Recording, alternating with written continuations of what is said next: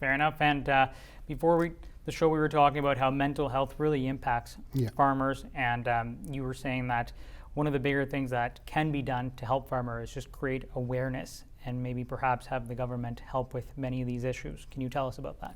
So, like the climate is actually changing, right? So the climate change is a true thing. It's not something that is not happening, or it is a far future. It's right now happening, and that's the reason that the climate change is affecting our agriculture, and it is creating so many bad events, like bad weather events, like hurricanes and all those things.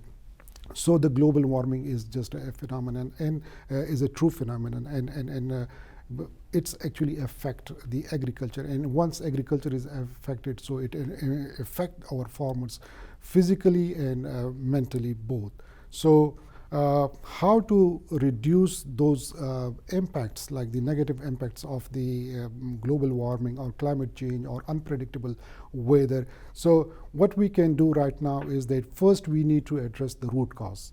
So the root causes, for example, is that in cases of the drought, what we need to do is that let's say that we can increase the water storage capacity and ability of the farmers, right? So that they can use that water in cases of the droughts. So if we have wet years, or so we can improve the tiles. Another solution could be that we need to increase the awareness of let's say that the counseling and the mental stress mitigation.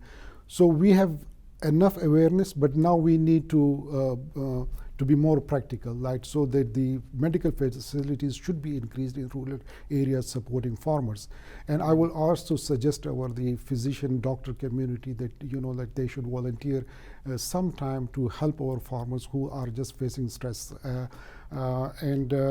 Another thing that I would like to suggest to the government and to the leaders and the policy makers is that we need to connect the urban cities, or people living in the cities, major cities, to the farming community, because they are mostly the people living in the cities are unaware what's going on in the farming community.